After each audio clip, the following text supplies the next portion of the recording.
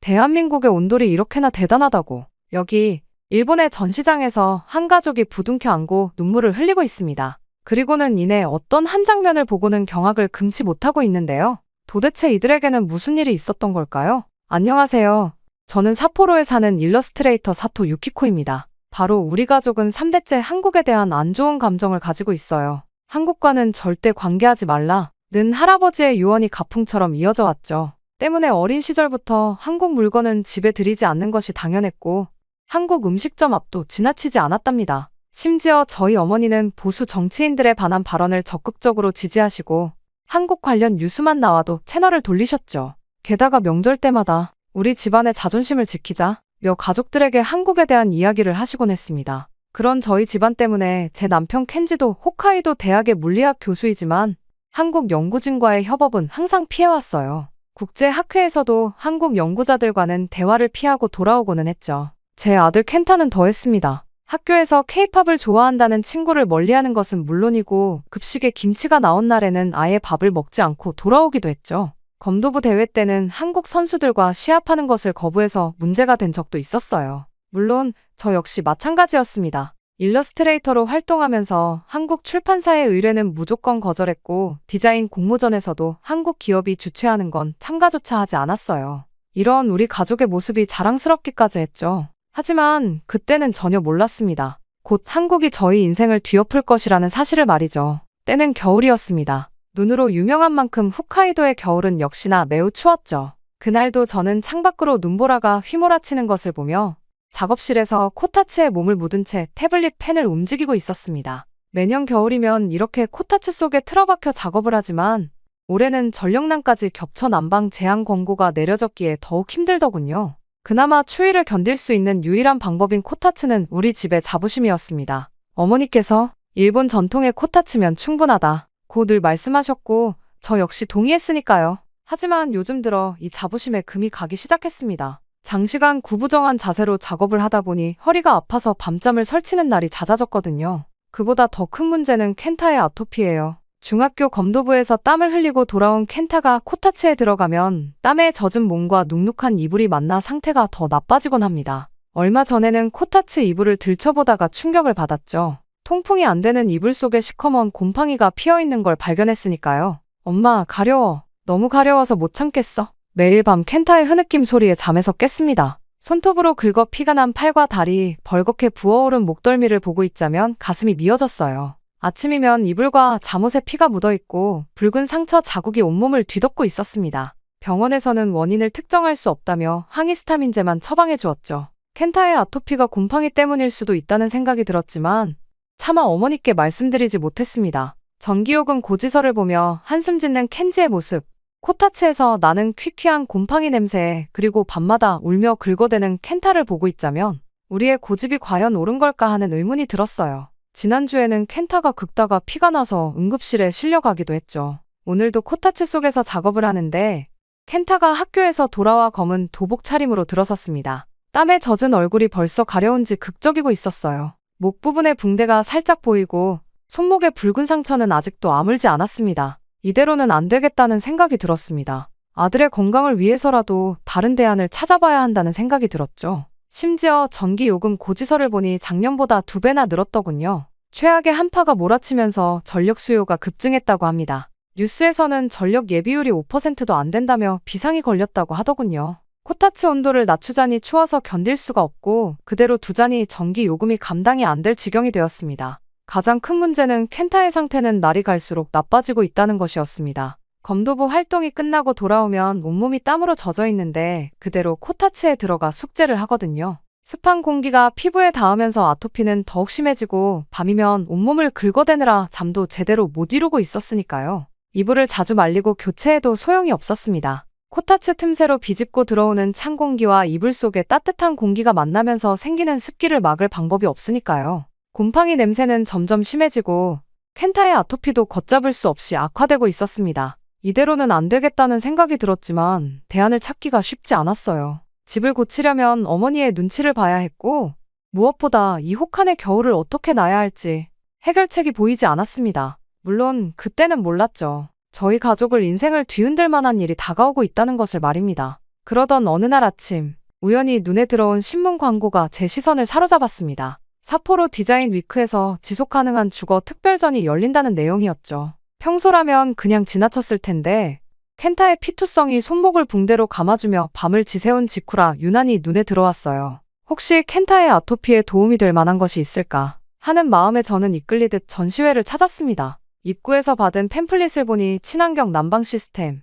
새집증후군 해결 방안, 실내 공기질 개선 등 제가 고민하던 문제들과 관련된 내용이 많더군요. 전시장은 예상보다 훨씬 붐볐어요. 대부분의 부스가 일본과 유럽의 기업들이었는데 한쪽 구석에 전통 난방 시스템 체험관이라는 간판이 걸린 부스가 있었습니다. 처음에는 그저 지나치려 했는데 그곳에서 나오는 따뜻한 기운이 발걸음을 붙잡았어요. 호기심에 이끌려 들어가 보니 바닥 전체가 따뜻했습니다. 차가운 발바닥이 녹아드는 듯한 포근함이 느껴졌죠. 게다가 공기도 따뜻하더군요. 옆을 보니 온돌이라는 한국의 전통 난방 시스템이라는 설명이 벽면에 적혀 있었어요. 한국이라는 단어를 보는 순간 발걸음을 돌리려 했지만 따뜻한 온기가 너무나 편안해서 저도 모르게 그대로 서 있을 수밖에 없었습니다. 어떠세요? 따뜻하시죠? 그 순간 한국인 특유의 억양이 묻어나는 일본어의 고개를 들어보니 부스 안쪽에서 중년의 남성이 미소를 지으며 다가오고 있었습니다. 박민준 교수라고 자신을 소개하는 그는 홋카이도 대학 건축학과 겸임 교수라고 했어요.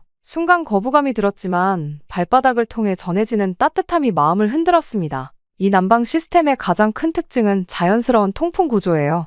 열이 바닥 전체로 골고루 퍼지면서 실내 공기가 자연스럽게 순환되죠. 덕분에 습도 조절도 완벽해서 곰팡이가 자랄 수 없는 환경이 만들어진답니다. 박민준 교수의 설명을 듣고 있자니 문득 켄타의 아토피로 피투성이가 된 손목이 떠올랐어요. 곰팡이가 자랄 수 없다는 말에 귀가 솔깃해졌지만 한국의 것이라는 편견 때문에 마음 한켠이 불편했습니다. 그리고 에너지 효율도 매우 높답니다. 코타츠처럼 전기를 사용하는 것보다 30-40% 정도 열효율이 좋아서 난방비가 훨씬 적게 들어요. 전기를 2번 변환하는 과정이 없어서 그래요. 박민준 교수는 벽에 걸린 차트를 가리키며 코타츠와 온돌의 에너지 소비량을 비교해 보여주었습니다. 우리 집에 지난달 전기 요금을 생각하니 숨이 막힐 것 같았어요. 그리고 그때였어요. 켄지가 퇴근 후 전시회에 들른다던 약속이 생각나 전화를 걸었는데 마침 근처에 와 있다고 하더군요. 그렇게 켄지를 기다리는 동안 박민준 교수는 계속해서 온돌의 장점을 설명했습니다. 보시면 아시겠지만 전신이 골고루 데워지는 것이 특징이에요. 상체만 따뜻한 게 아니라 발끝부터 머리끝까지 균일한 온도를 유지할 수 있죠. 특히 피부가 민감하신 분들께 추천드립니다. 실제로 온돌 체험관 안은 마치 봄날의 햇살이 내리쬐는 것처럼 포근했어요. 곳곳에 설치된 온도계와 습도계가 쾌적한 실내 환경을 보여주고 있었죠. 한쪽 벽면에는 온돌의 구조를 보여주는 단면도가 전시되어 있었는데 열이 어떻게 전달되는지 한눈에 알 수 있게 되어 있었습니다. 얼마 지나지 않아 도착한 켄지는 도착하자마자 온돌의 과학적 원리에 깊은 관심을 보였어요. 물리학 교수답게 열 전달 방식과 에너지 효율에 대해 박민준 교수와 열띤 토론을 시작했습니다. 처음에는 한국인이라는 것을 알고 약간 경직된 모습이었지만 대화가 진행될수록 켄지의 표정이 밝아졌어요. 이건 정말 과학적으로 완벽한 시스템이네요. 연력학 법칙에 따른 자연스러운 대류 현상을 이용한 거라니 놀랍습니다. 켄지의 말에 박민준 교수는 더욱 자세한 설명을 이어갔어요. 바닥 전체를 데우는 방식이 어떻게 에너지 효율을 높이는지, 왜 곰팡이가 생기지 않는지, 실내 공기질이 어떻게 개선되는지. 남편의 눈빛이 점점 더 진지해지는 게 보였습니다. 그때 갑자기 켄타에게서 전화가 왔어요. 검도 연습이 끝나고 전시회로 오겠다는 거였죠. 켄타가 도착했을 때 처음에는 한국인 교수를 보고 눈살을 찌푸렸어요. 하지만 온돌 체험관에 들어서자마자 눈에 띄게 달라진 공기를 느꼈는지 평소보다 훨씬 덜 극적거렸어요. 여기 되게 따뜻한데요? 검도장에도 이런 게 있으면 좋겠어요. 연습하고 나서 이렇게 있으면 피부가 덜 가려울 것 같아요. 켄타의 말에 저도 모르게 눈시울이 붉어졌습니다. 우리 아이가 이렇게 편안해하는 모습을 본 게 얼마만인지 마음이 너무나도 아프더군요. 하지만 동시에 마음이 복잡해졌어요. 이토록 좋은 게 한국의 것이라니 어머니께 어떻게 말씀드려야 할지 걱정이 앞섰습니다. 박민준 교수는 우리 가족의 눈치를 살피면서도 친절하게 설명을 이어갔어요. 켄타의 아토피 상태를 듣더니 온돌이 어떻게 도움이 될 수 있는지 구체적으로 이야기해 주었죠. 곰팡이가 생기지 않는 원리, 습도 조절이 자연스럽게 되는 방식, 그리고 전신이 골고루 데워지면서 혈액순환이 좋아지는 효과까지 말입니다. 특히 인상 깊었던 것은 단열과 환기에 대한 설명이었어요. 현대식 온돌은 전통 온돌의 장점은 그대로 살리면서도 최신 기술로 더욱 효율을 높였다고 했죠. 단열재와 추결 시스템이 결합되어 한번 데워진 열이 오래 유지된다는 점이 놀라웠습니다. 그렇게 온돌을 체험하고 집으로 돌아오는 길, 차 안은 묘한 긴장감이 감돌았습니다. 켄지는 평소와 달리 생각에 잠긴 듯 조용했고, 켄타는 여전히 따뜻했던 바닥을 이야기하며 들떠 있었어요. 저는 어머니의 반응이 걱정되면서도 처음으로 희망이 보이는 것 같은 기분이 들었죠. 과학은 국경이 없는 거야. 켄지가 작은 목소리로 중얼거렸어요. 이건 단순한 문화의 차이가 아니라 과학적 원리를 활용한 훌륭한 기술이야. 그의 말을 들으며 저는 오랫동안 우리를 지배해온 편견이 조금씩 녹아내리는 것을 느꼈습니다. 하지만 이제 더 큰 산이 남아있었죠. 어머니를 설득하는 일. 과연 우리가 해낼 수 있을까요? 그렇게 집으로 돌아온 그날 밤, 켄지와 저는 오랜 시간 이야기를 나눴습니다. 켄타가 잠든 후 거실에서 코타츠에 앉아 차를 마시며 온돌 시스템에 대해 진지하게 상의했어요. 켄지는 노트북을 펼쳐 전시회에서 찍어온 자료들을 하나씩 살펴보았습니다. 유키코, 솔직히 말해서 이건 정말 훌륭한 시스템이야. 연력학적으로 완벽해. 하지만 켄지의 말끝이 흐려졌어요. 하지만 우리 둘 다 알고 있었죠. 부모님을 설득하는 게 얼마나 어려울지에 대해서 말이에요. 특히 저희 어머니는 집안의 모든 결정권을 쥐고 계시니까요. 한국과 관련된 것이라면 더욱 완강하실 거예요. 하지만 다음날 아침, 저는 용기를 내어 어머니께 전화를 드렸습니다. 켄타의 아토피 때문에 새로운 난방 시스템을 알아보고 있다고 조심스럽게 말씀드렸죠. 하지만 온돌이란 말이 나오는 순간 전화기 너머로 어머니의 날카로운 목소리가 들려왔어요. 뭐라고? 한국의 온돌을 우리 집에 들여오겠다고. 절대 안 돼. 그런 미개한 나라의 물건이 일본 전통 가옥을 망치게 할 순 없어. 예상은 했지만 어머니의 반응은 생각보다 더 격렬했습니다. 곧바로 우리 집으로 오시겠다고 하셨고 그날 오후 내내 어머니의 설교를 들어야 했어요. 켄타의 아토피와 곰팡이 문제를 말씀드렸지만 어머니는 들으려고도 하지 않으셨습니다. 마지막 희망을 걸고 아버지를 찾아갔어요. 평소 과묵하신 아버지였지만 이성적인 분이라 혹시나 하는 마음에서였죠. 연구실에서 퇴근하시는 아버지를 기다려 상황을 설명드렸습니다. 아버지, 켄타가 많이 아파요. 코타츠의 곰팡이 때문에. 아버지는 한참을 말씀이 없으셨어요. 그러다 천천히 입을 여셨습니다. 나도 너희 마음은 알아. 하지만 이건 단순한 난방 문제가 아니야. 우리 집안의 전통이고 자존심이야. 내 할아버지께서 그토록 강조하셨던 것을 거부할 수는 없단다. 미안하구나. 아버지의 눈빛에서 안타까움이 느껴졌지만 결정을 바꾸실 생각은 없어 보였어요. 상황이 너무나도 절망적이었죠. 결국 켄지는 다른 접근법을 시도했어요. 대학 연구실에서 곰팡이 샘플을 채취해 분석하기 시작했고 코타츠와 온돌의 습도 관리 비교 실험을 진행했습니다. 실험실 한쪽에 코타츠를 다른 한쪽에 작은 온돌 체험존을 설치했죠. 여기 봐. 코타츠 이불 안쪽의 습도가 75%를 넘어. 곰팡이가 번식하기 딱 좋은 환경이야. 반면 온돌은 40-50% 사이를 유지해. 이건 3주간의 데이터야. 켄지는 매일 아침 저녁으로 습도와 온도를 체크하고 공기 중 곰팡이 포자 수까지 측정했어요.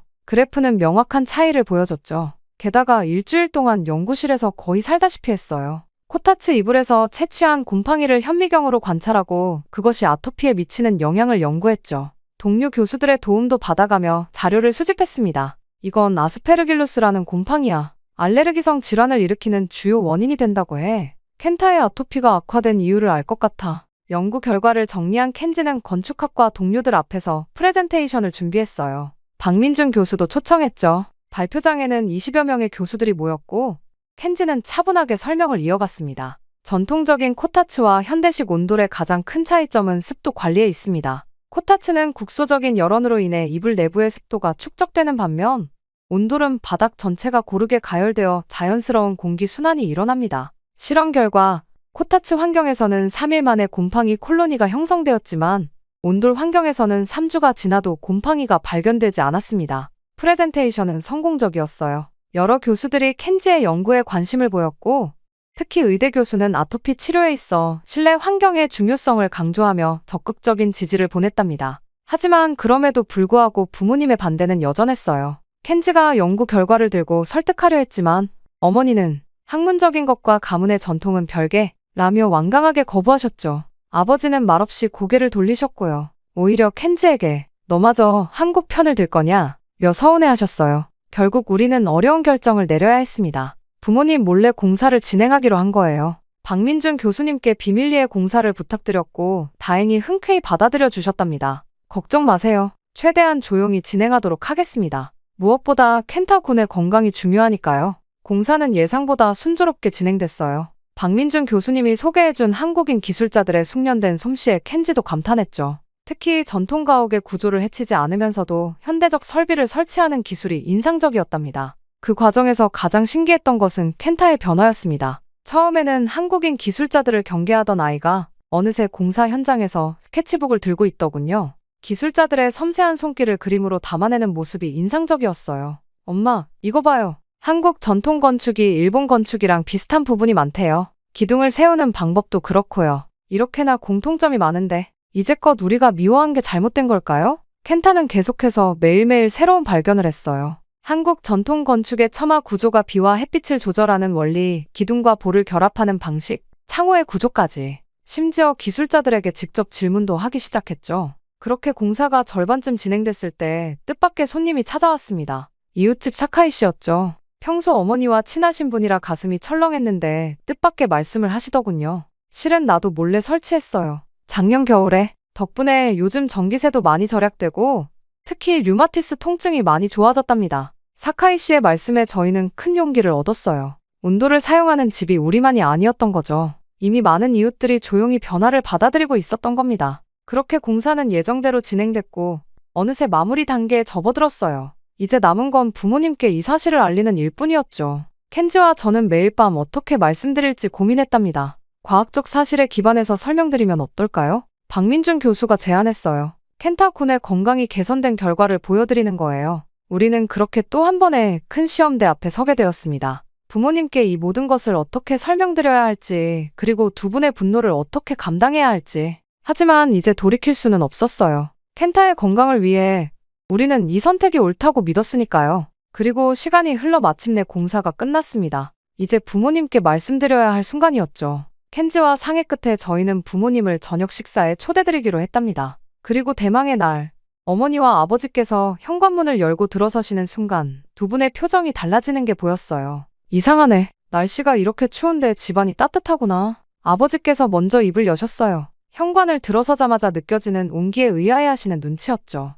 어머니는 평소처럼 추운데 코타츠나 펴자 고 하셨지만 거실에 들어서자 멈춰 서셨어요. 유키코, 이게 무슨... 바닥에서 올라오는 포근한 온기, 습하지 않은 공기, 구석구석 퍼지는 봄날 같은 따뜻함. 어머니는 직감하신 것 같았어요. 하지만 예상과 달리 큰 소리는 나오지 않았습니다. 대신 켄타를 유심히 보시더니 놀란 눈치셨어요. 켄타야, 내 피부가... 어머니의 목소리가 떨렸어요. 켄타의 얼굴과 목에 붉은 반점들이 거의 사라졌고 긁어서 생긴 상처들도 많이 아물어 있었거든요. 손목의 붕대도 이제는 필요 없어졌답니다. 할머니, 이제 안 가려워요. 밤에도 잘 자요. 검도 연습하고 와서도 괜찮아요. 켄타가 밝게 웃으며 말했어요. 어머니는 말없이 켄타의 팔을 만져보셨죠. 예전처럼 거칠거칠하지 않은 피부를 느끼시곤 눈시울을 붉히셨어요. 아버지도 조용히 다가와 바닥에 손을 대보셨습니다. 이게 다 온돌 덕분이구나. 저는 조심스럽게 설명을 시작했어요. 곰팡이 없는 깨끗한 공기, 전신을 감싸는 자연스러운 온기, 그리고 무엇보다 켄타의 건강이 얼마나 좋아졌는지.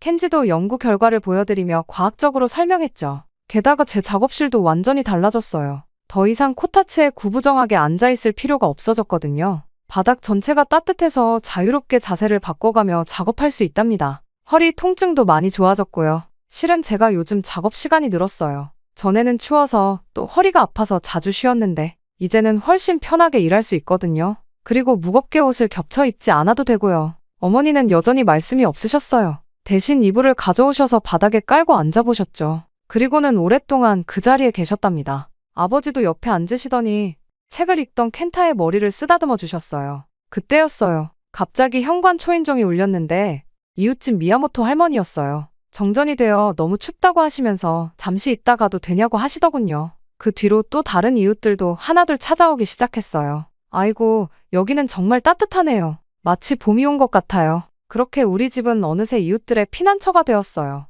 한파 속에서 전기 사용이 제한되었지만 온돌의 열기는 오래도록 지속되었거든요. 이웃들은 저마다 간식거리를 들고 와서 바닥에 앉아 이야기를 나눴답니다. 특별했던 건 코타츠도 여전히 거실 한켠에 두었다는 거예요. 켄지가 제안한 건데 온돌과 코타츠의 장점을 모두 살리자는 거였죠. 실제로 어머니는 가끔 코타츠에 앉아 계시다가도 어느새 온돌방 바닥에 누워 계시곤 해요. 사실 나도 알고 있었단다. 어느 날 어머니가 조용히 말씀하셨어요. 사카이 시내도 다나카 시내도 모두 온돌을 설치했다는 걸 말이다. 이렇게 직접 겪어보니 괜히 고집 부렸나 싶기도 하고 켄타의 검도부 친구들도 자주 놀러와요. 연습 후에 온돌방에서 쉬어가는 게 일상이 되었죠. 아이들은 바닥에 누워 숙제를 하거나 만화책을 읽곤 해요. 땀에 젖은 도복이 마를 때까지 이야기꽃을 피우죠. 게다가 제 작업 의뢰도 늘어났어요. 아무래도 작업 환경이 좋아지니 더 많은 시간을 작업에 쏟을 수 있게 되었거든요. 이전에는 하루에 4-5시간이 한계였는데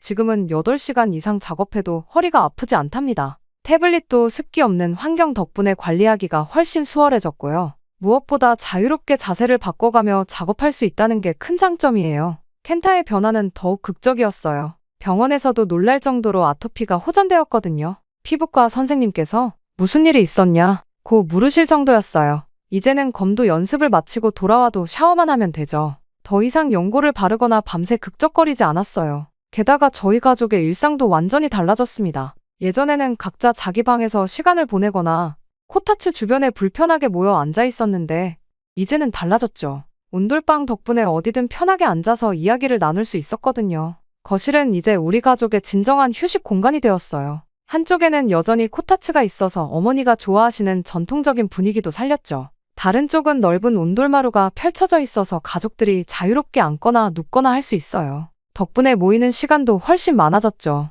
유키코, 이렇게 편할 수가 없구나. 어머니가 어느 날 말씀하셨어요. 바닥에 누워서 천장을 보고 있으니 마치 젊었을 때로 돌아간 것 같아. 아버지도 달라지셨어요. 퇴근하시면 이제는 저희 집으로 와서 온돌방에 누워 신문을 보시는 게 일과가 되었죠. 가끔은 켄타와 함께 바닥에 누워 별자리 책을 보시기도 해요. 예전에는 상상도 할 수 없었던 모습이에요. 주말이면 온 가족이 거실에 모여 영화도 보고 보드게임도 해요. 켄타는 친구들을 데려와 숙제를 하거나 만화책을 읽기도 하고요. 이렇게 가족이 한 공간에서 오랫동안 함께 시간을 보낸 적이 언제였는지 기억도 나지 않네요. 정말 놀라운 건 이 모든 변화가 단순한 난방 시스템의 교체에서 시작됐다는 거예요. 온도를 설치하면서가 시작이었죠. 차가웠던 우리의 편견이 녹아내리면서 가족의 온기도 함께 커져간 것 같아요. 이제 우리 집은 진정한 의미의 따뜻한 보금자리가 되었답니다. 이후 우리가 가진 편견을 버리고 나니 오히려 더 큰 가치를 발견하게 된 거죠. 라는 켄지의 말처럼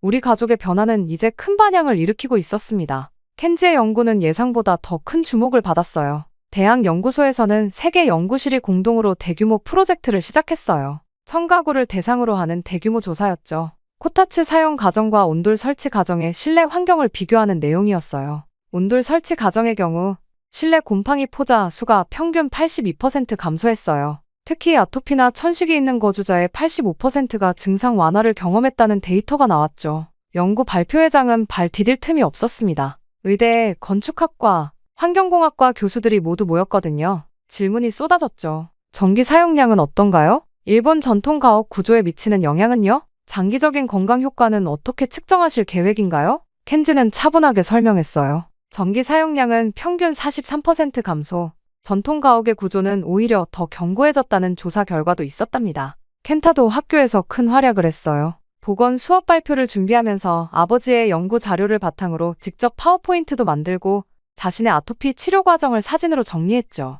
여기 보세요. 제 팔에 상처가 어떻게 아물었는지 알 수 있죠. 이건 곰팡이 포자를 현미경으로 본 사진이에요. 아빠가 찍어주셨어요. 반 친구들은 놀라움을 감추지 못했다고 하더군요. 특히 비슷한 증상으로 고생하는 친구들의 부모님들께서 연락을 주시기도 했죠. 보건 선생님은 켄타의 발표 자료를 다른 반에서도 보여주고 싶다고 하셨어요. 당연히 어머니의 변화가 가장 놀라웠어요. 텔레비전에서 우연히 한국의 전통 건축을 다룬 다큐멘터리를 보시게 된 게 시작이었죠. 처음에는 그냥 지나치려 하셨대요. 하지만 온돌의 과학적 원리를 설명하는 부분에서 발걸음을 멈추셨다고 하더군요. 이렇게 과학적인 거였니? 우리가 얼마나 무지했던 걸까? 이제는 이웃들이 모이면 어머니가 먼저 온돌 이야기를 꺼내세요. 켄타의 아토피가 나은 이야기부터 시작해서 전기세가 줄어든 이야기, 잠이 잘 온다는 이야기까지, 심지어 한국 드라마도 찾아보시기 시작했어요. 예전이었다면 상상도 못할 일이었죠. 게다가 지난 겨울 그토록 반대하시던 어머니가 이웃들을 초대해 다과회를 여셨어요.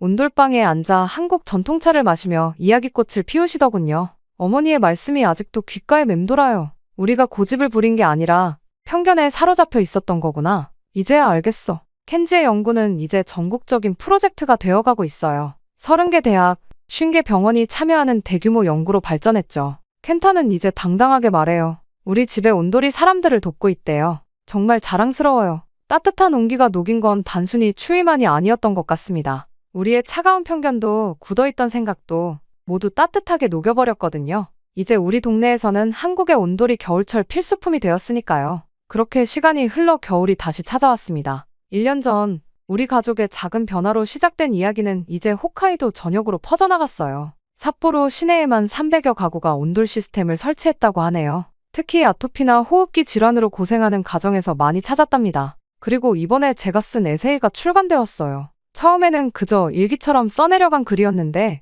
지역 신문에 연재하면서 많은 분들이 공감해 주셨죠. 켄타의 아토피로 시작된 이야기, 가족의 편견이 녹아내린 과정, 그리고 새로운 희망을 발견한 순간들까지 모든 것을 진솔하게 담아냈답니다. 유키코 씨의 글이 많은 용기를 주었어요. 저희도 이제 온돌 설치를 결심했습니다. 이런 편지들이 하나둘 쌓이기 시작했어요. 특히 아토피로 고생하는 아이를 둔 부모님들의 연락이 많았죠. 출판사에서는 이런 사연들을 모아 에세이 증보판을 내자고 제안했답니다. 더 놀라운 건 켄타의 장래 희망이 바뀐 거예요. 검도 선생님이 되고 싶다던 아이가 이제는 건축가를 꿈꾸고 있어요. 박민준 교수님이 보내주신 한국 전통 건축책을 밤새도록 보더니 스케치북에 자기만의 도장 설계도를 그리기 시작했답니다. 온돌이 있는 도장을 만들고 싶어요. 운동하고 나서 바로 휴식할 수 있는, 그리고 아픈 친구들도 편하게 운동할 수 있는 그런 곳이요. 켄지의 연구도 새로운 단계로 접어들었어요. 박민준 교수님과 함께한 친환경 주거 프로젝트를 시작했거든요. 두 분은 전통 건축의 장점을 현대 기술과 접목하는 연구를 진행하고 계세요.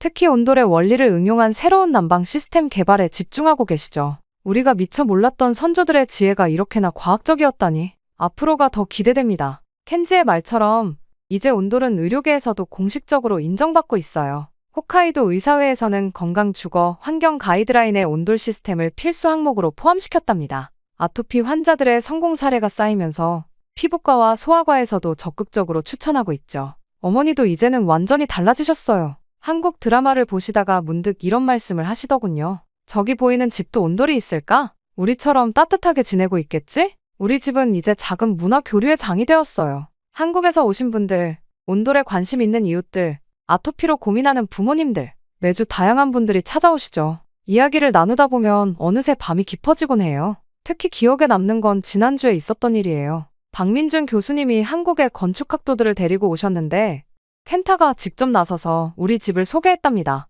서툰 한국어로 설명하는 모습이 기특하더라고요. 저희 집의 온돌이 제 인생을 바꾸었어요. 이제는 제가 더 좋은 온돌을 만들어보고 싶어요. 켄타의 말에 박민준 교수님이 미소를 지으셨어요. 켄타군, 꼭 한국에서 건축을 공부하면 좋겠구나. 우리 가족의 이야기는 이제 새로운 장을 향해 나아가고 있어요. 켄지와 박민준 교수님의 연구는 점점 더 깊어지고 켄타는 자신만의 꿈을 향해 한 걸음씩 나아가고 있죠. 저는 이 모든 이야기를 글로 담아내며 더 많은 사람들과 나누고 싶어요. 제 에세이의 마지막 문장처럼 건강한 따뜻함에는 국경이 없다. 정말 그런 것 같아요. 우리가 가진 편견이라는 벽을 허물자 그 너머에는 더 넓은 세상이 기다리고 있었네요. 이제 우리 가족의 겨울은 매년 더욱 따뜻해질 거예요. 그리고 저는 믿어요. 이 따뜻한 이야기가 앞으로도 계속해서 퍼져나갈 거라는 걸. 마치 온돌의 온기처럼 천천히 하지만 끊임없이 더 많은 이들에게 희망과 위로가 되어줄 거라고요. 저의 이야기는 여기서 끝이 나지만 저희 새로운 이야기는 이제 시작이랍니다.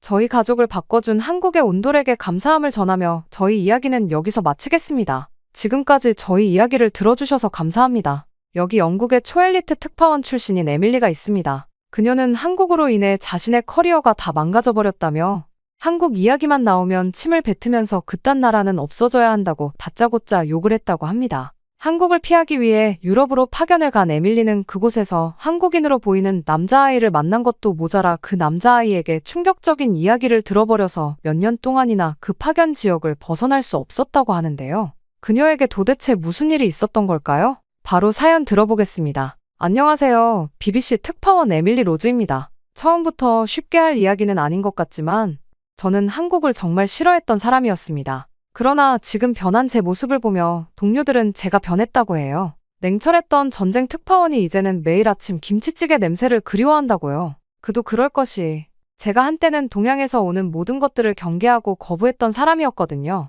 베이징에서의 일은 아직도 생생해요. 배신감, 분노, 그리고 편견. 그때의 상처가 저를 우크라이나 전선으로 이끌었죠. 차라리 그곳이 더 정직할 거라 생각했으니까요. 편견으로 가득 찼던 그때 누가 알았을까요? 제 인생이 우크라이나 전쟁터에서 만난 한 할머니와 소년 때문에 완전히 뒤바뀌게 될 줄을? 이쯤 되면 제게 도대체 무슨 일이 있었던 건지 궁금하시겠죠? 그럼 제 이야기를 들려드려 볼게요. 베이징에서의 일은 아직도 생생합니다. 5년 전 제가 처음 BBC 특파원이 되어 동양으로 발령받았을 때만 해도 이런 일이 벌어질 거라곤 상상도 못했죠. 에밀리, 넌 아직 너무 순진해. 동양은 내가 생각하는 것처럼 단순한 곳이 아니야. 그때 선배 기자셨던 제니의 조언을 새겨들어야 했어요. 안주하고 있다가 뒤통수를 제대로 맞아버렸으니 말이죠. 무슨 일이 있었냐면 제가 겨우 2년차가 되었을 때 일이었습니다. 제가 3개월간 중국 특집 기사로 취재해서 특종으로 준비하고 있던 기사를 중국인 선임 기자가 통째로 가로채고 자기 이름으로 발표를 해버린 사건이 있었어요.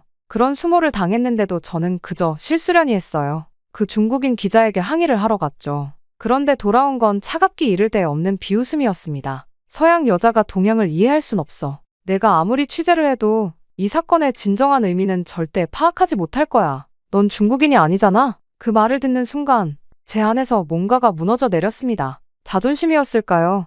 아니면 순수한 열정이었을까요? 이어진 부당한 인사평가로 저는 결국 좌천되고 말았죠. 알고 보니 그 중국인 기자를 서포트하는 연줄이 이사장 라인과 연결되어 있는 것 같더라고요. 그때부터 제 인생이 꼬이기 시작했습니다. 그 일을 계기로 BBC 본사로 돌아가는 비행기 안에서 저는 다시는 동아시아 관련 취재를 하지 않겠다고 다짐했습니다. 그래서 선택한 게 우크라이나 전선이었어요. 순수한 유럽의 비극을 다루고 싶었거든요. 동양의 그 이중성, 겉과 속이 다른 위선적인 모습을 더는 보고 싶지 않았습니다. 우크라이나라면, 그래요. 우크라이나라면 적어도 정직한 취재가 가능할 거라 생각했죠. 로즈 기자, 우크라이나 전선 취재를 자청한다고요? 네, 편집장님. 제가 꼭 가야 할 이유가 있습니다. 당신 경력으로는 꽤 위험한 선택일 수 있어요. 각오되어 있습니다. 그렇게 편집장의 우려 섞인 시선을 뒤로하고 저는 키이우행 비행기에 올랐습니다. 그때까지만 해도 몰랐죠. 제 인생 최대의 특종이 기다리고 있다는 것을. 그것도 하필 제가 그토록 피하고 싶었던 동양의 이야기라는 걸요. 전쟁 취재는 늘 예상치 못한 방향으로 흘러가기 마련이지만 이번에는 정말 달랐습니다. 러시아군 지원 병력 속에서 북한 청소년들을 발견하게 될 줄이야. 처음 그들을 봤을 때의 심정이란 말로 표현할 수 없었습니다. 또야, 여기서조차 동양의 그림자를 피할 수 없는 거야. 늘 그랬듯 전쟁터의 아침은 늘 을씨년스러웠습니다. 저는 키이우 교회의 전선을 취재한 지 벌써 3주째였죠. 매일 아침 폭격 소리에 잠을 깨고 무너진 건물들 사이로 취재를 다니는 일상이 이제는 익숙해질 법도 한데 북한 남학생들을 본 그날 아침은 달랐어요. 뭔가 더 으스스한 느낌이었죠. 로즈 씨, 저기 좀 보세요. 그때 현지 가이드 드미트리가 망원경을 건넸습니다. 러시아군 보급부대예요. 근데 뭔가 이상하지 않나요? 저는 망원경을 통해 그들을 지켜봤죠. 순간 제 손이 떨리기 시작했습니다. 이럴 수가. 그때 러시아군 사이로 눈에 띄게 작은 체구의 병사들이 보였어요. 아니, 병사라기보다는 소년들이었습니다. 분명 아시아계였죠. 처음에는 중앙아시아 출신 용병이려니 했습니다. 하지만 그들의 행동은 달랐어요. 너무 달랐습니다. 드미트리, 좀 더 가까이 가볼 수 있을까요? 위험할 텐데요. 괜찮아요. 제가 책임질게요. 저희는 폐허가 된 건물들 사이로 조심스럽게 이동했습니다. 그리고 마침내 그들의 대화가 들리는 곳까지 접근했죠. 순간 제 귀를 의심했어요. 북한 말이었습니다. 네, 그곳에는 아직 파릇하게 자라야 할 북한 청소년들이 러시아군으로 파병되어 있었어요. 작업반장 동무, 오늘 배식량이. 조용히 해라. 러시아 군관들 온다. 순간 머릿속이 하얘졌어요. 북한 청소년들이 러시아군에 배치돼 있다니. 이건 분명 큰 특종감이었죠. 하지만 동시에 왠지 모를 불편함이 저를 엄습했습니다. 그들의 모습은 제가 베이징에서 만났던 것만한 동양인들과는 달랐어요. 마치 사냥감처럼 두려움에 떨고 있었죠.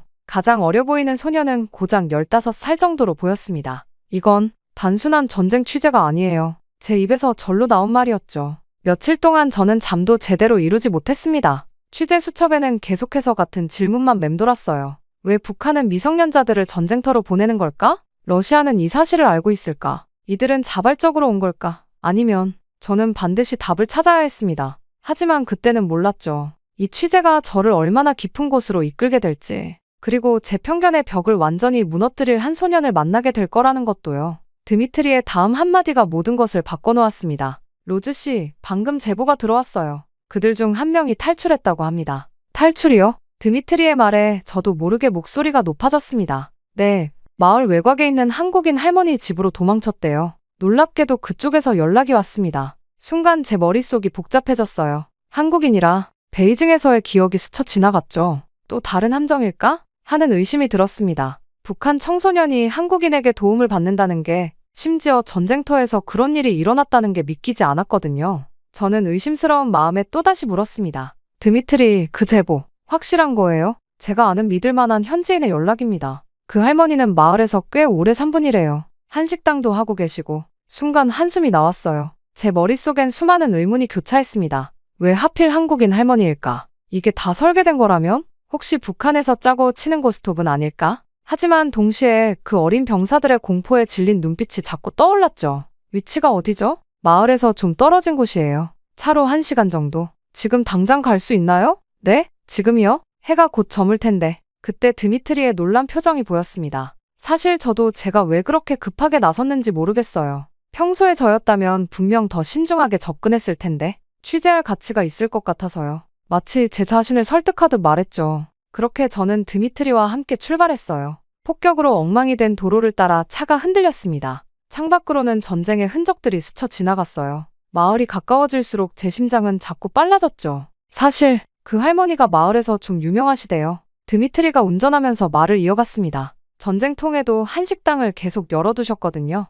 피란민들한테 무료로 밥도 주시고. 흥미로운 정보였지만 저는 여전히 의심을 지울 수 없었어요. 그래, 위장형일 수도 있지. 더 큰 거짓말을 위한 포장일 수도 있어. 차가 비포장도로로 접어들었습니다. 어둠이 깔리기 시작하는 마을의 풍경이 창 너머로 보였죠. 그리고 멀리 한 집 마당에서 펄럭이는 태극기가 눈에 들어왔습니다. 저기에요. 드미트리가 가리키는 곳에는 낡은 2층 집이 있었어요. 지붕은 삐뚤어졌지만 마당은 깔끔하게 정돈되어 있었죠. 현관 옆에는 서울식당이라는 간판이 보였습니다. 문득 제 가슴 한켠이 찌르르 했어요. 이상한 예감이 들었달까요? 뭔가 큰일이 벌어질 것 같은, 아니면 제 인생이 완전히 바뀔 것 같은 그런 예감이요. 로즈 씨, 들어가 볼까요? 그때 드미트리의 말에 저는 깊게 숨을 들이마셨습니다. 그러죠. 제가 이 순간을 얼마나 후회하게 될지, 아니면 얼마나 감사하게 될지, 그때는 전혀 알 수 없었습니다. 제가 대문을 열자 김치 냄새가 코를 찔렀습니다. 낯선 전쟁터에서 만난 익숙한 냄새라니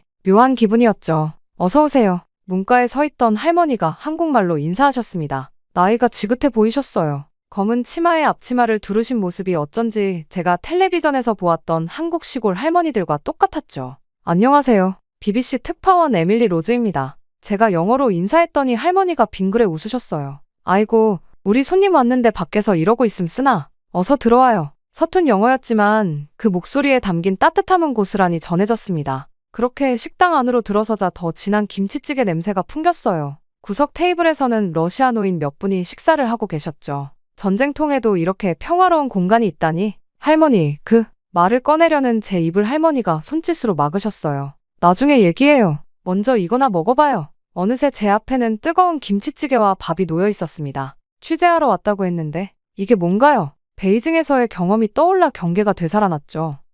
죄송하지만 전 식사하러 온 게. 아이고, 이렇게 말랐는데 무슨 취재를 해요. 밥부터 먹어요. 할머니의 강력한 권유에 결국 숟가락을 들었습니다. 한 숟가락을 떴는데 순간 눈물이 날 것 같았어요. 몇 년 만에 먹어보는 제대로 된 한식이었거든요. 할머니는 어떻게 여기서? IMF 때 왔어요. 제 물음이 끝나기도 전에 할머니가 담담히 말씀하셨습니다. 남편하고 같이 사업한다고 왔다가 여기서 남편이 가버렸어요. 그래서 그냥 여기가 내 자리구나 싶어서 식당을 차렸죠. 할머니의 말씀에서 묵직한 무게가 느껴졌어요. 전쟁이 나고 주변 식당들이 다 문을 닫았는데도 이곳만은 계속 문을 열어두셨다고 해요. 여긴 내 집이에요. 내 손님들의 밥줄인데 어떻게 문을 닫아요? 할머니는 마치 당연한 일을 말씀하시는 것처럼 덤덤히 이야기하셨습니다. 저도 모르게 제 편견이 부끄러워졌어요. 베이징에서의 기억에 사로잡혀 이런 순수한 마음까지 의심했다니. 그런데 그 아이는 어디에? 제가 조심스레 꺼낸 이야기에 할머니의 표정이 순간 굳어졌습니다. 지금은 좀 쉬게 해줘요. 너무 지쳐서 잠들었어요. 그때였습니다. 위층에서 쿵 하는 소리가 들렸어요. 할머니와 제가 동시에 고개를 들었죠. 준호야? 할머니의 다급한 목소리가 식당 안을 울렸습니다. 그리고 저는 그렇게 운명처럼 그 소년을 처음 만나게 됐어요. 저는 소리가 들리는 위층으로 올라가 보니 15살 정도로 보이는 소년이 구석에 웅크리고 있었어요. 얼굴은 창백했고 군복은 흑투성이었죠. 할머니가 다가가 소년을 안으시려는데 오지 마세요. 그때 소년의 날카로운 외침에 우리 모두 움찔했습니다. 준호야, 괜찮아. 여긴 안전해. 그 순간 할머니의 목소리가 떨렸어요. 그때 제가 본 건 총상이었습니다. 소년의 왼쪽 팔에서 피가 배어 나오고 있었어요. 도망치는 과정에서 다친 것 같았죠. 저는 그 상처를 보며 괜히 울컥했고 눈에서 눈물이 흘렀습니다. 드미트리, 의사를 불러주세요. 빨리요. 제 목소리가 다급해졌습니다. 눈물을 애써 참으며 말했죠. 싫어요. 의사 오면 다들 알게 될 거예요. 그렇게 소년의 목소리가 희미해져 갔어요. 준호야, 이분들은 우리 편이야. BBC 기자 선생님이고 도와주러 오신 거야. 할머니가 조심스레 다가가셨죠. 저는 할 수 없이 카메라를 내려놓았습니다. 경계심이 정말 심해 보였기 때문이었죠. 천천히 준호에게 다가가면서 말했어요. 내 이야기를 듣고 싶어. 도와주고 싶어. 제가 진심 어린 목소리로 말하며 그 애를 기다려주자. 시간이 흐를수록 준호의 눈에서 경계심이 조금씩 풀어지는 게 보였습니다. 그리고 그가 이야기하기 시작했어요. 함경도 거기서 살았어요. 우리 동네에 갑자기 군인들이 왔는데 그 순간 준호의 목소리가 떨렸습니다. 15살 이상의 남자애들은 다 데려갔어요. 특별 군사훈련이라고. 근데 비행기를 타고 러시아로 왔죠. 여기 와보니 다들 전쟁터로 가야 한다고. 이야기를 들으며 제 손이 자꾸 떨렸어요. 메모도 못할 정도로요. 준호가 이야기를 이어갈수록 정말 참담한 내용을 듣게 되었거든요. 밥은 하루에 한 끼 줬어요. 그나마 제가 주방 일을 해서 다른 애들 몰래 음식도 챙겨주고. 근데 어제 제가 몰래 챙겨둔 빵을 다른 애한테 주다가 걸렸어요. 순간 준호의 눈에서 눈물이 흘렀습니다. 맞았어요. 많이. 그래서 도망쳤어요. 할머니가 준호를 끌어안으셨어요. 이번엔 준호가 피하지 않았죠. 얼마나 무서웠어. 할머니의 눈에서도 눈물이 흘렀습니다. 드미트리가 데려온 의사가 준호의 상처를 치료하는 동안 저는 창가에 서서 밖을 바라봤습니다. 전쟁의 잔해 속에서 한 줄기 달빛이 비치고 있었어요. 로즈 씨, 할머니가 커피를 건네시며 말씀하셨습니다. 이 아이 이야기 꼭 세상에 알려주세요. 저는 고개를 끄덕였어요. 네, 할머니, 약속드릴게요. 하지만 준호를 안전하게 지키는 게 먼저예요. 그렇게 밤이 깊어졌지만 아무도 잠들 수 없었습니다. 준호의 이야기는 계속됐어요. 처음엔 다들 죽을 줄 알았어요. 준호가 떨리는 목소리로 말을 이어갔습니다. 사흘 전이었어요. 총소리에 잠이 깼는데 옆자리 태연이가 없었어요. 알고 보니 도망치다가 준호의 목소리가 흐려졌어요. 굳이 끝말을 듣지 않아도 알 수 있었죠. 그날 밤 결심했어요. 나도 도망쳐야겠다고. 할머니가 준호의 손을 꼭 잡으셨습니다. 저는 숨죽여 이야기를 들었어요. 첫날은 숲속에 숨어 있었어요. 추웠지만 무서워서 움직일 수가 없었죠. 둘째 날에는 걸었어요. 계속 한참을. 배고파서 눈앞이 자꾸 흐려졌는데 준호의 말에 할머니가 얼른 일어나 부엌으로 가셨어요. 곧 따뜻한 미역국과 밥을 들고 오셨죠. 아이고, 우리 아들 얼마나 배고팠어. 저는 취재 수첩을 무릎에 올려두고 있었지만 쓸 수가 없었어요. 이건 기사로 쓸 내용이 아니었습니다. 너무 생생했고 너무 아팠으니까요. 셋째 날에는 다리에 힘이 풀려서 걸을 수가 없었어요. 기어서 왔죠. 그러다 멀리 불빛이 보였는데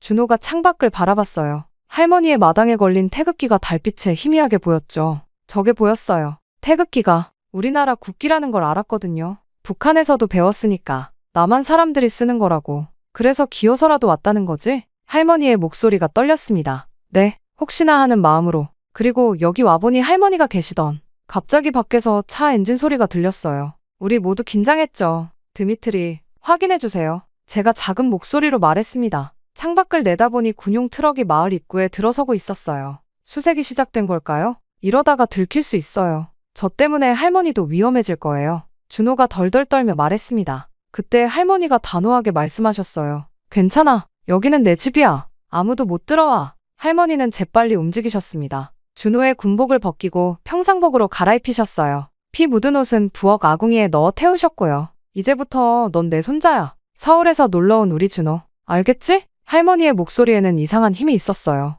마치 오래전부터 준비해온 것처럼요. 그렇게 밤은 깊어갔고 트럭 소리는 점점 가까워졌습니다. 우리는 그렇게 긴 밤을 함께 맞이했어요. 다행히도 새벽이 되어서 군용 트럭들이 마을을 빠져나갔습니다. 하룻밤 사이에 많은 것이 바뀌었죠. 저의 결심도 그중 하나였어요. 할머니, 준호를 한국으로 보내야 해요. 아침 식사 준비를 하시던 할머니의 손이 잠시 멈추었습니다. 준호를 한국으로 보내야만 그 애가 살 수 있다고 말하는 제 이야기를 잠자코 들어주셨습니다. 알고 있어. 근데 쉽지 않을 거야. 할머니의 말씀은 현실적이었어요. 이곳의 경계가 얼마나 삼엄한지 혹여나 우리의 계획이 걸렸을 때 드미트리가 지도를 펼쳤습니다. 모스크바까지 가는 길은 멀었고 곳곳에 검문소가 있었죠. 게다가 전쟁 중이라 민간인의 이동도 제한적이었어요. 제 취재 신분증을 이용하면 말을 꺼내자마자 드미트리가 고개를 저었습니다. 위험해요. 당신이 BBC 기자라는 게 오히려 의심을 살 수 있어요. 왜 전쟁 특파원이 어린 소년과 함께 이동하는지. 맞는 말이었죠. 하지만 다른 방법이 없었어요. 그때 할머니가 조용히 말씀하셨습니다. 내가 아는 사람들이 있어요. 할머니는 오래된 수첩을 꺼내셨어요. 거기엔 러시아 전역에 흩어져 있는 한인들의 연락처가 빼곡했습니다. 우리끼리만의 네트워크가 있어요. IMF 때부터 관계를 이어온 사람들이죠. 각지에 퍼져 있는 사람들이고 실제로 탈북을 돕기도 한다고 들었습니다. 할머니의 목소리에 자부심이 묻어났어요. 하루만 시간을 주세요. 연락해 볼 테니. 그날 하루 종일 할머니는 전화를 하셨어요. 한국말과 러시아말이 뒤섞인 대화들. 때로는 조심스럽게, 때로는 간절하게 부탁하시는 목소리. 저는 준호와 함께 2층에 숨어 있었습니다. 창밖을 내다보며 마을의 동태를 살폈죠. 로즈 씨, 준호가 조용히 불렀어요. 왜 이렇게까지 해주시는 거예요? 전 그냥 북한에서 온 사람인데. 순간 가슴이 찡했습니다. 그리고 쉽게 대답할 수 없었습니다. 저도 제 가슴이 시킨다는 이유 하나만으로 이 학생을 돕고 있었으니 말이죠. 제가 왜 이러고 있는 걸까요?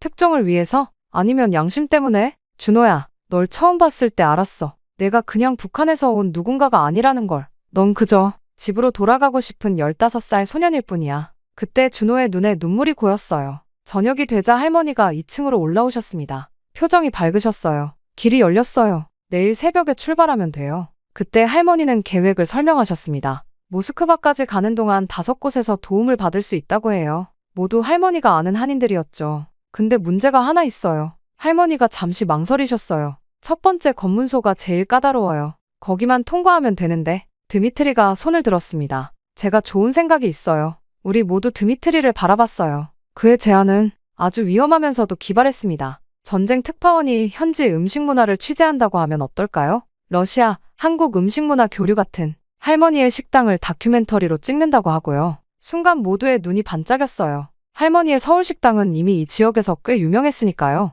그럼 준호는 할머니 손자로 나오면 되죠. 촬영 보조로요. 위험한 도박이었지만 이것이 우리가 가진 유일한 기회였습니다. 그날 밤 저는 오래된 습관대로 취재 수첩을 펼쳤어요. 하지만 이번엔 기사를 쓰기 위해서가 아니었죠. 작전을 완벽하게 수행하기 위해, 준호의 새로운 신분을 만들어내기 위해. 창밖에선 여전히 포성이 들렸지만 이상하게도 두렵지 않았어요. 이게 제가 해야 할 일이라는 걸 이제는 분명히 알 수 있었으니까요. 새벽 4시 그렇게 우리는 조용히 움직이기 시작했습니다. 할머니가 준비하신 도시락 몇 개와 촬영 장비를 차에 실었죠. 이상하게도 제 손은 떨리지 않았어요. 차가운 프로의 본능이었을까요? 준호야, 긴장하지 마. 넌 그냥 내 손자야. 할머니가 준호의 옷깃을 다듬어 주셨어요. 카메라 든 척하면서 로즈 씨 옆에만 있으면 돼. 첫 번째 검문소까지는 1시간 거리였습니다. 차 안에서 우리는 각자의 역할을 다시 한번 점검했어요. 전 BBC 특파원으로서 러시아, 한국 음식 문화 다큐멘터리를 찍고 있고, 저는 통역이자 가이드고, 할머니는 현지에서 20년 넘게 한식당을 운영하신 거고, 전 서울에서 온 할머니 손자예요. 준호의 목소리가 여전히 떨렸지만 연습한 대로 잘 해내리라 믿었어요. 그때 검문소가 보이기 시작했습니다. 제 심장이 빠르게 뛰었죠. 다들 준비됐죠? 그때 드미트리가 물었어요. 우리는 고개를 끄덕였습니다. 할머니는 조용히 기도를 하시는 것 같았어요. 서류 검사입니다. 순간 무표정한 군인이 차창 앞으로 다가왔어요. 드미트리가 서류를 건넸고 저는 제 BBC 기자증을 내밀었습니다. 음식, 다큐멘터리라고요? 그때 군인의 눈썹이 치켜 올라갔어요. 네, 특히 전쟁 중에도 문화의 힘으로 사람들을 하나로 모으는 현지 식당들을 취재하고 있습니다. 그때였어요. 할머니가 조용히 도시락을 꺼내셨습니다. 이거 혹시 드셔보실래요? 제가 30년 넘게 만들어온 김치찌개인데. 군인의 시선이 도시락으로 향했어요. 뚜껑을 열자 김치찌개 냄새가 차 안을 가득 채웠죠. 어머니, 이건. 군인의 표정이 순간 밝아졌어요. 김치찌개잖아요. 제가 어렸을 때 모스크바에서. 할머니가 환하게 웃으셨습니다. 아이고, 우리 식당 손님이었나 보네. 그 순간 긴장감이 눈 녹듯 사라졌어요. 군인은 자신의 어린 시절 이야기를 하기 시작했고, 할머니는 마치 오랜 단골을 만난 것처럼 자연스럽게 응대하셨죠. 아드님도 참 잘생겼네요. 군인이 준호를 보며 말했어요. 아이고, 손주예요. 촬영을 도와주기로 했답니다. 할머니의 목소리에는 떨림도 없었어요. 할머니가 만드신 김치는 이 근방에서 제일이죠. 다들 알아요. 군인이 웃으며 서류를 돌려주었습니다. BBC에서 꼭 좋은 다큐멘터리 만들어주세요. 우리 어머니 식당이 얼마나 대단한지. 차가 검문소를 통과하는 순간 우리 모두 깊은 한숨을 내쉬었어요. 100km 앞에는 두 번째 검문소가 기다리고 있었지만 첫 번째 고비를 넘긴 것만으로도 가슴이 벅찼습니다. 할머니, 대단하세요. 제가 조용히 말했어요. 할머니는 빙그레 웃으셨습니다. 그렇게 우리는 무사히 모든 검문소를 통과했습니다. 그렇게 쉬지 않고 달려서 모스크바 한국대사관 앞에 도착했을 때는 이미 해가 저물고 있었어요. 30시간의 긴 여정, 3번의 검문, 2번의 우회로, 그리고 수없이 많은 긴장된 순간들을 지나왔습니다. 이제 다 된 거예요? 준호가 희망의 찬 목소리로 물었어요. 그때 할머니가 제 손을 잡으셨습니다. 차가웠어요. 로즈 씨, 이제부터가 진짜 시작일 거예요. 할머니 말씀이 맞았습니다. 대사관 직원과의 첫 만남은 냉랭했어요. 이영호 영사님은 우리의 이야기를 묵묵히 들으시더니 한숨을 내쉬셨죠. 법적으로 굉장히 복잡한 상황입니다. 예상은 했지만 현실의 벽은 차가웠어요. 북한 주민의 신분 확인이 필요하고 러시아 당국과의 협의도 필요합니다. 거기다 미성년자라. 준호의 얼굴이 하얗게 질렸어요. 저는 순간 화가 났습니다. 그럼 어쩌자는 거죠? 다시 돌려보내자는 건가요? 그 전쟁터로요? 로즈 씨, 할머니가 제 팔을 잡으셨어요. 영사님은 잠시 침묵하시더니 말씀하셨습니다. 공식적인 절차는 시간이 걸립니다. 하지만 비공식적으로 도와드릴 수 있는 방법을 찾아보죠. 그렇게 우리는 기다리기 시작했어요. 준호는 대사관 안에 임시 거처로 옮겨졌고 저희는 근처 호텔에서 하룻밤을 보내기로 했습니다. 할머니, 저도 같이 있을게요. 제가 말씀드렸죠. 아니에요. 난 돌아가야 해요. 할머니의 목소리는 단호했어요. 네? 하지만 내 식당이 있잖아요. 내 자리가. 할머니의 눈에 눈물이 고였습니다. 거기 우리 같은 사람들이 더 있을 거예요. 도움이 필요한 사람들이. 내가 그곳에 있어야 해요. 그제야 이해했어요. 할머니에게 그곳은 단순한 식당이 아니었던 거죠. 누군가의 마지막 희망이자 안식처였던 거예요. 다음 날 아침, 할머니는 조용히 떠나셨습니다. 준호와의 작별은 짧았어요. 우리 꼭 다시 만나요. 할머니. 그래, 우리 준호 이제 잘 살아야 해. 저는 BBC 본사에 연락했습니다. 당분간 모스크바에 남아야 할 것 같습니다. 특종이라도 잡았나요? 로즈 씨. 잠시 망설였어요. 아니요. 그보다 더 중요한 일이에요. 영사님의 말씀대로 절차는 쉽지 않았습니다. 준호의 신분 확인에만 한 달이 걸렸고 러시아 당국과의 협상은 더디기만 했어요. 하지만 언젠가는 길이 열릴 거라고 다짐했고 확신했습니다. 그렇게 긴 공백의 시간 동안 저는 매일 준호를 만났습니다. 한국어를 가르쳐달라고 하더군요. 로즈 씨는 외국인인데도 한국말을 잘하잖아요. 웃음이 나왔어요. 난 베이징에서 배웠어. 근데 지금 생각해보면 그때 배운 게 내 편견을 깨는데도 도움이 됐나 봐. 마침내 2달이 지나고 희소식이 들려왔습니다. 준호가 제3국을 거쳐 한국으로 갈 수 있게 된 거예요. 정말 다행이라는 생각이 들었어요. 로즈 씨, 이제 헤어져야 하나요? 준호가 물었어요. 잠시일 뿐이야. 난 이제 동유럽 특파원으로 일하게 될 거야. 여기서 할머니도 지켜보고 너 같은 아이들도 더 도울 수 있을 것 같아. 약속하시는 거예요? 그래, 약속할게. 그렇게 준호는 떠날 채비를 단단히 하고 있었습니다. 저는 준호를 도와주고 또 함께 대화하면서 최선을 다해 함께 시간을 보냈어요. 그리고 결국 준호를 보내게 되었죠. 저는 이제 비어버린 준호의 방을 치우면서 쓸쓸함을 느꼈습니다. 동시에 제 책상을 바라보았죠. 제 책상 위에는 여전히 쓰지 못한 기사가 남아있다는 생각을 했습니다. 준호의 이야기, 할머니의 이야기, 우리의 이야기 말이죠. 아직도 고민 중이신가요? 드미트리가 커피를 건네며 물었어요. 응, 어떻게 써야 할지 모르겠어. 제가 웃으며 대답했죠. 드미트리는 이제 제 공식 파트너가 됐어요. BBC도 동유럽 담당 특파원으로서의 제 요청을 받아들였거든요. 할머니의 마을과 가까운 곳에 베이스를 차린 것도 다 이유가 있었죠. 할머니한테 또 연락 왔어요. 드미트리가 휴대폰을 보여줬어요. 서울 식당은 여전히 문을 열고 있다는 소식을 듣게 되었습니다. 전쟁이 끝나지 않았지만 할머니는 그곳을 지키고 계신 것이었어요. 이제는 러시아 군인들도 할머니를 돕는다고 해요. 김치찌개가 그리워 일부러 들른다나요. 준호한테서도 소식 왔어요. 제 휴대폰에 찍힌 사진 한 장. 북유럽의 어느 난민 캠프에서 찍은 사진이에요. 그곳에서 한국행을 기다리는 동안 준호는 다른 탈북 청소년들을 돕고 있다고 했습니다. 준호는 할머니에게 그리고 제게 받은 선의를 열심히 베풀겠다면서 목숨을 건 봉사를 하게 된 것이었어요. 준호가 걱정되면서도 저는 그 애가 너무 자랑스러웠습니다. 로즈 씨, 이제 기사 쓰실 거예요? 드미트리가 다시 물었어요.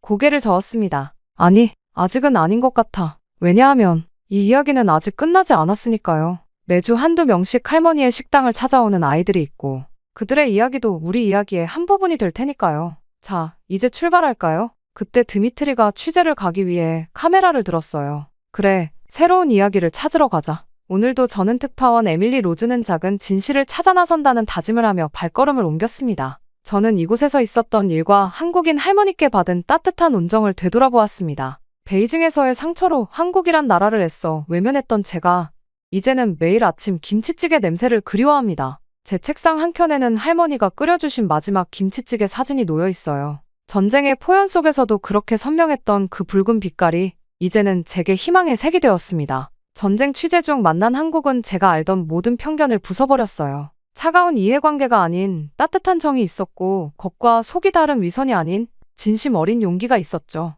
한국인 할머니 한 분이 보여주신 작은 용기가 전쟁의 비극 속에서도 희망이 될 수 있다는 걸 배웠습니다. 한 끼의 밥이 국경을 넘어 인간의 마음을 열 수 있다는 것도 알게 됐죠. 처음에는 의심스러웠던 그 따뜻함이 어느새 제 마음속에 깊이 자리 잡았습니다. 준호를 통해 본 순수한 희망, 할머니를 통해 배운 무조건적인 사랑, 그것들이 제 삶을 바꿔놓았어요. 이제 저는 압니다. 진정한 특종은 숫자나 사실이 아닌 사람의 이야기라는 걸. 가장 위대한 영웅은 거창한 구호가 아닌 작은 온기를 나누는 평범한 사람들이라는 걸. 그리고 가장 큰 변화는 거대한 사건이 아닌 한 그릇의 김치찌개에서 시작될 수 있다는 걸요. 매일 아침 사무실에 들어설 때마다 생각합니다. 지금쯤 할머니는 또 누군가를 위해 김치찌개를 끓이고 계실까? 준호는 잘 지내고 있을까? 그리고 우리가 만났던 그 겨울밤처럼 또 다른 누군가가 태극기를 보며 희망을 발견하고 있을까? 한국이란 나라가 그리고 한국인들이 가르쳐준 이 깨달음은 제 남은 삶을 더 따뜻하게 만들어줄 것 같습니다. 이제 저는 더 이상 차가운 진실만을 쫓는 특파원이 아닌 따뜻한 이야기를 전하는 전달자가 되었어요. 그래서 오늘도 감사합니다. 김영숙 할머니의 용기에, 준호의 순수한 희망에게, 그리고 제 편견을 깨뜨려준 한국이란 나라에게. 제 이야기는 여기까지입니다. 끝까지 제 사연을 들어주신 모든 분들께 감사의 말씀 전합니다. 행복하세요.